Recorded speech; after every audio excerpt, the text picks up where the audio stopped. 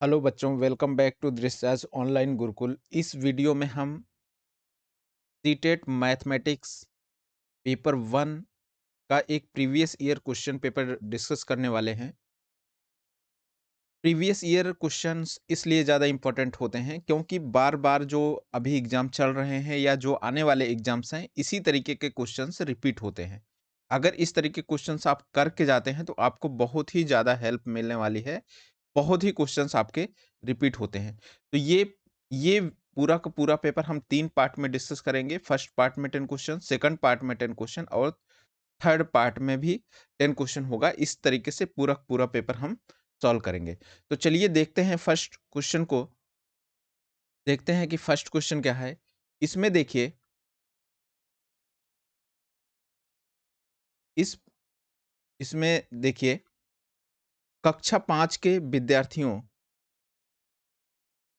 कक्षा 5 के विद्यार्थियों को समतल आकृतियों के क्षेत्रफल की संकल्पना से किसके द्वारा परिचित कराया जा सकता है? अब क्या करना है, कक्षा 5 के विद्यार्थी हैं, उनको समतल आकृतियों के क्षेत्रफल के बारे में बताना है, ठीक है?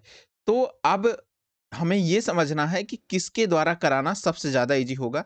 देखो, ये जो है पेडागॉजी बेस्ड क्वेश्चन्स हैं, तो इसमें सबसे पहले इसका सबसे अच्छा अंदाज़ा तभी मिलेगा जब आप सारे विकल्प को पढ़ लेंगे। क्योंकि अलग-अलग जो है ऑप्शंस होते हैं, उसके कॉरेस्पॉन्डिंग आप सही पर पहुँच जाएँगे ऑटोमैटिकली।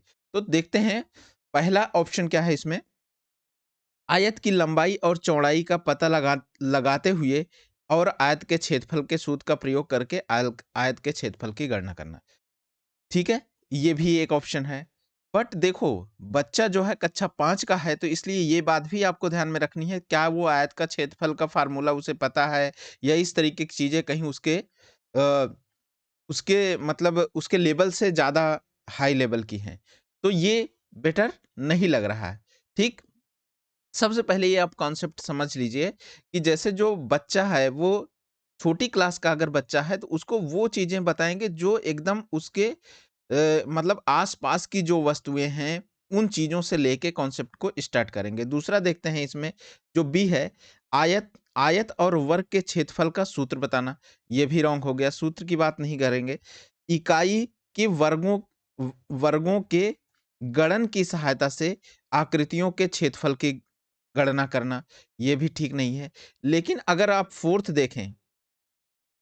4th अगर आप देखें, विभिन्न वस्तुओं जैसे हथेली, पत्ती, पेंसिल आदि की सहायता से किसी भी आकृति के क्षेत्रफल को मापना, तो ये जो है आपका सही इसका बेस्ट ऑप्शन है, ठीक है? तो इस तरीके से आपने देखा कि अगर आप ऑप्शन पढ़ लेते हैं, तब आपको एक्चुअल चीज़ क्लियर होगी। बट ये चीज़ ध्यान रखना है, क्योंकि जो प्राथमिक कक्षाओं के जो बच्चे होते हैं, वो फ़ॉर्मूला और रटना इस तरीके की चीज़ें नहीं होना चाहिए। आगे हम लोग बढ़ते हैं नेक्स्ट क्वेश्चन की तरफ, देखते हैं अगले क्वेश्चन को। तो चलिए इस क्वेश्चन में देखिए, गणित में गणना करने संबंधी कौशलों को किसके द्वारा बढ़ाया जा सकता है?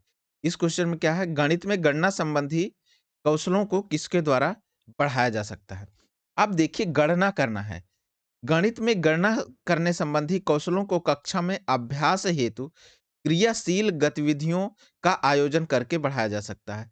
क्रियाशील गतिविधियों, क्रिएटिव जो एक्टिविटीज़ जो करते हैं, उस एक्टिविटी के द्वारा जो है, ज़्यादा अच्छे से उनके कौशल को बढ़ावा दिया जा सकता है। तो इसका आंसर कौन-सा सही होगा? कक्षा में अभ्यास हेतु क्रियाशील गतिविधियों का आयोजन करके जो है गणना संबंधी कौशलों को बढ़ाया जा सकता है। ठीक है? तो अगर अदर विकल्प पर अगर हम जाएँ कि संकल्पनाओं, प्रक्रियाओं को स्पष्ट करने के बाद अधिक से अधिक अभ्यास करना, ये रॉन्ग है। सेम उसी तरीके से केवल संकल्पना, ये भी रॉन्ग है। अब एल्गोरिदम, ये भी रॉन्ग है। तो इस तरीके की चीज़ें नहीं होनी चाहिए। आगे हम बढ़ते हैं अगले क्वेश्चन की तरफ, देखते हैं नेक्स्ट क्वेश्चन को।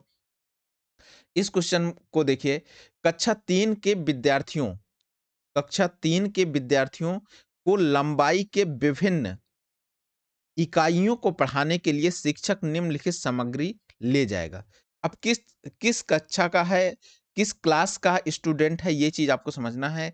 क्लास 3 का स्टूडेंट है, तो मैंने अभी बताया कि जो आप अगर बच्चों को, छोटे बच्चों को प्राइमरी लेवल पर बच्चों को अगर सिखाते हैं, तो वो चीज़ें यूज़ करेंगे जो उनके आस-पास अवेलेबल है, या जो बेसिकली वो देखते हैं, नॉर्मली वो समझते हैं चीज़ों को कि ये चीज़ है जो आसानी से उनको अवेलेबल है। ऐसा नहीं कोई स्टैंडर्ड चीज़ उठा लिए, ओ उससे आप उस करना शुरू करें। तो चलिए सबसे पहले हम लोग देखते हैं, पहले ऑप्शन को देखिए, विभिन्न वस्तुओं और विभिन्न विभिन्न लंबाइयों और इकाइयों वाले रूलर, नापने वाली छड़, नापने वाली पट्टी, जो वस्तुकार के द्वारा प्रयोग में लाई जाती है। ये बहुत जो है, ये वो चीज़ें हैं जो विद्यार्थी जो है अपने दैनिक जीवन में उपयोग करता है, मतलब दैनिक जीवन में उस चीज़ को देखता है, तो ये इम्पोर्टेंट है। इसमें जो है सही जो ऑप्शन होगा, ऑप्शन यही होगा। दूसरा अगर अगर देखें, नापने वाले टेप, जिसके एक तरफ सेंटीमीटर हो और दूसरी तरफ मीटर हो, ये चीज़ नहीं। अभी मीटर और सेंटीमीटर के बारे में उनको नहीं पता है बच्चों को। हमको सिर्फ़ उनके लंबाइयों की विभिन्न इकाइयों के बारे में बताना है इसके बारे में। तो पहले हम बेसिक से चलेंगे, एक फंडामेंटल चीज़ों से लेके चलेंगे। देखो, अगर इसको देखो, क कक्षा 3 के विद्यार्थी सामान्यतः लंबाई के इकाई से पूर्णतः परिचित नहीं होते हैं। अतः उन्हें लंबाई के इकाइयों के बारे में दैनिक जीवन में उपयोग किए जाने वाले लंबाइयों व इकाइयों वाले रूलर, नापने वाली छड़ी, नापने वाली पट्टी आदि जैसी वस्तुओं का प्रयोग कर उन्हें लंबाई के इकाइयों के बारे में बताया जाना चाहिए। ठीक है? तो इसका बेस्ट ऑप्शन जो है ए था। आगे हम लोग बढ़ते हैं, अगले क्वेश्चन की तरफ देखते हैं, नेक्स्ट क्वेश्चन को। इसमें देखिए, कक्षा 3 के विद्यार्थियों को संख्या पद्धति का उद्देश्य है। संख्या पद्धति पढ़ाने का जो उद्देश्य है, वो क्या है? कक्षा 3 के विद्यार्थियों को देखो, जो संख्या पद्धति पढ़ाते हैं, उसका मेन उद्देश्य जो है, इकाई, दहाई, सैकड़ा, इस तरीके की चीज़ों और उनका जो स्थानीय मान है, ठीक है? उसकी वैल्यू के बारे में बताने के लिए ये संख्या पद्धति यूज़ होती है। तो इसका जो आंसर है, वो कौन-सा आंसर सही होगा? आंसर डी सही होगा।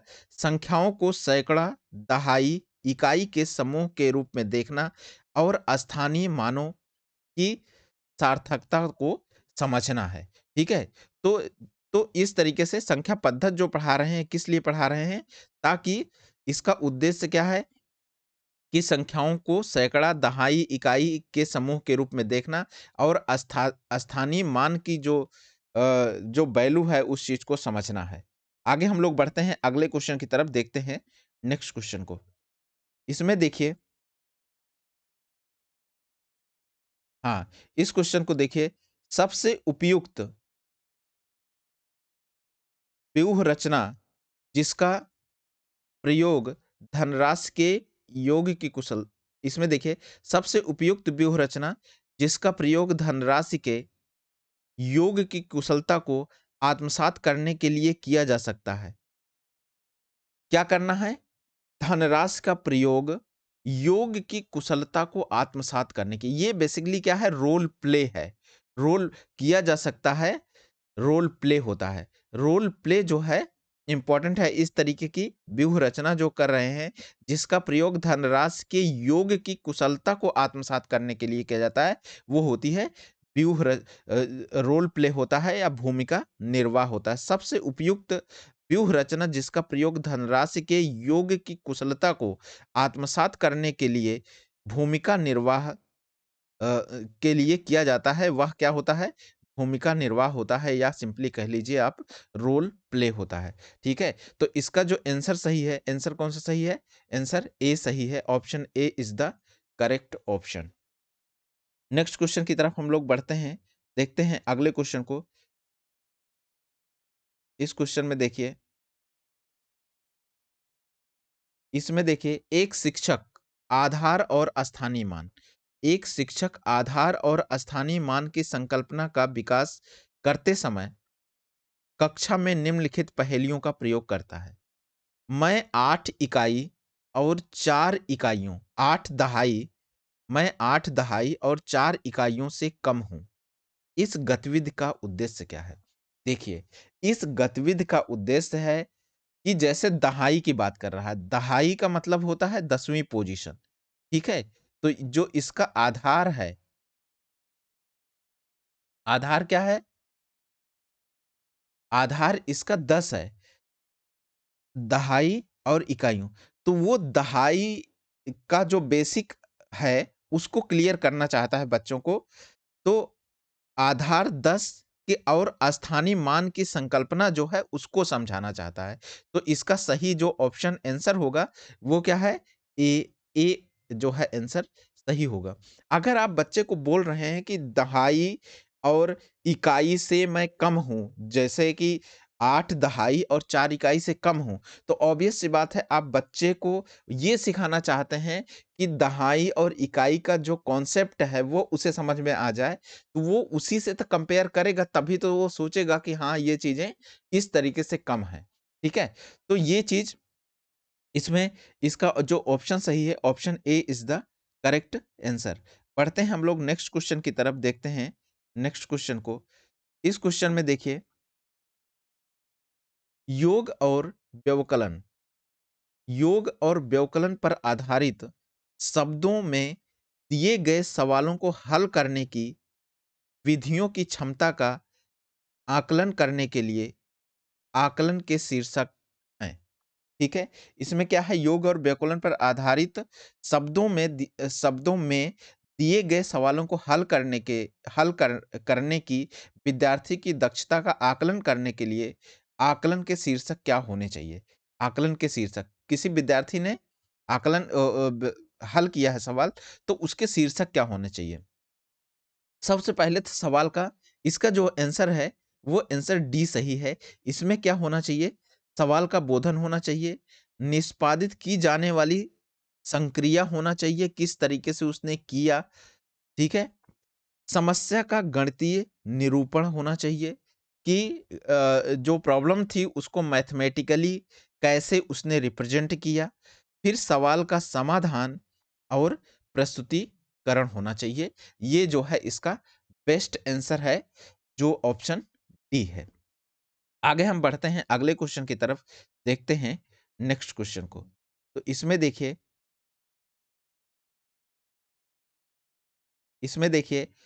सुश्री रीना दशमलव के गुणन की संकल्पना का शिक्षण, जस्ट अ मिनट।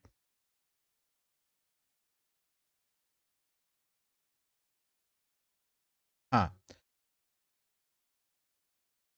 इसमें देखिए सुश्री रीना दशमलव के गुणन की संकल्पना का शिक्षण करने के लिए ग्रिड गतिविधि का प्रयोग करती हैं।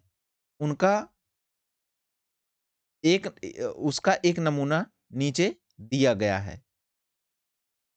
इस पद्धति के द्वारा सुश्री रीना इस पद्धति के द्वारा सुश्री रीना क्या करना चाहती हैं? पहला देखिए, सीखने के परंपरागत उपागम का प्रयोग कर रही हैं।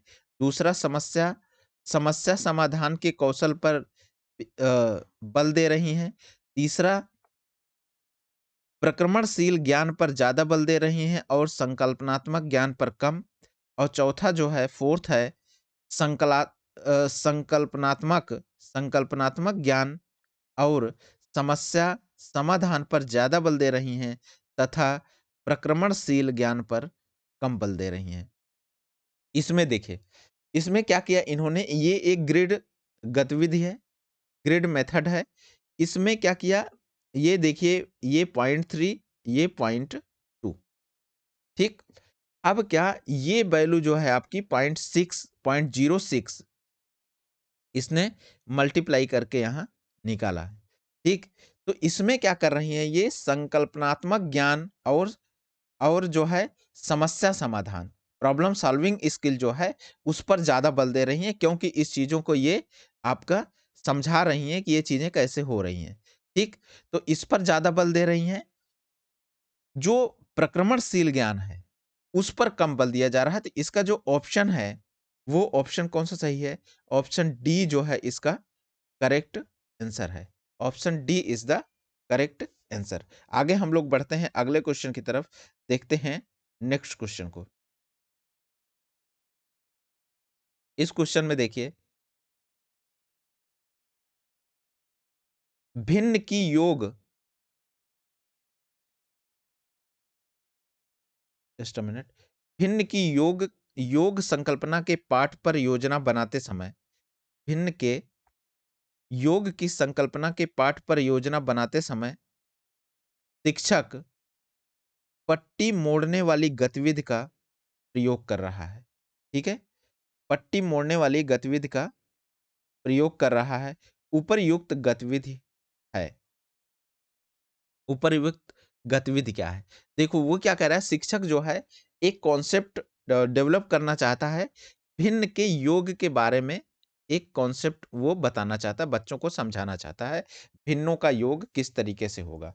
तो उसने क्या किया, उसने जो है एक गतिविधि कर रहा है कि उसने एक पेपर लिया, पेपर पीस लिया और उसको फ़ोल्ड करने के लिए बच्चों को बोल रहा है। तो ये गतिविधि कब करता है? देखो, अगर कोई कॉन्सेप्ट आप बच्चे को बताना चाहते हो, सबसे पहले क्या करते हो? उसकी एक्टिविटी बताने से पहले, कॉन्सेप्ट बच्चों को बताने से पहले, उसके पहले जो अभ्यास करते हो, करवाते हो बच्चों को, वो विषय वस्तु के पूर्व की जाने वाली जो गतिविधि होती है। ठीक है? तो ये गतिविधि जो है पढ़ाने से पहले आपने किया है, इस तरीके की गतिविधि की जाती है। तो इसका जो आंसर सही होगा, आंसर कौन सा सही होगा? सी होगा, जो विषय वस्तु से पूर्व की गतिविधि है, कि बच्चों को एक गतिविधि करा दिया जाए, उसके बाद कॉन्सेप्ट बताया जाएगा, तो वो बहुत अच्छे से उस चीज़ को समझ लेते हैं। तो ये जो है, ये क्वेश्चन हो गया, तो इसका ऑप्शन जो सही है, ऑप्शन सी सही है। तो चलिए हम बढ़ते हैं अगले क्वेश्चन की तरफ, देखते हैं नेक्स्ट क्वेश्चन को। इस क्वेश्चन में देखिए, कक्षा 4 के विद्यार्थियों को यह समझाने के लिए कि शेष हमेशा विभाजक से कम होता है। शेष हमेशा क्या होता है? विभाजक से कम होता है। उचित उपागम क्या है? शेष हमेशा विभाजक से कम होता है। तो ये आपका डिवीज़न है, डिवीज़न का है। ये क्वेश्चन जो है आपका डिवीज़न का है। तो यहाँ जो है विभाजक होगा और यहाँ ये जो है शेष होगा, ठीक? शेष होगा। शेष हमेशा क्या होता है? विभाजक से कम होता है। ठीक है? विभाजक। अब देखिए, इसमें कह रहा है सबसे उचित क्या है? सबसे पहले पढ़ के देखते हैं, ऑप्शंस को देखते हैं तो आइडिया लगेगा। अनेक बार विद्यार्थियों को मौखिक रूप से स्पष्ट करना, ये तो बिल्कुल भी सही नहीं है। दूसरा देखिए, विभाजन करने वाले सवालों को मिश्रित भिन्नों के रूप में निरूपित करना और यह स्पष्ट करना कि भिन्न का अंश जो है 30 है, ये भी रॉन्ग है। अगर थर्ड देखें, वस्तुओं को विभाजक के गुणजों के सामूहिकृत करना और प्रदर्शित करना कि वस्तुओं की संख्या जो समूह में नहीं है, विभाजक से कम है। ये एकदम सही तरीका है और बेस्ट है। और डी क्या है? श्याम पट्ट पर विभाजन करने वाले बहुत सारे सवाल करना, दिखाना कि हमेशा से शेष जो है विभाजक से कम होता है। तो ये भी ठीक नहीं है क्योंकि बच्चे अभी छोटे हैं।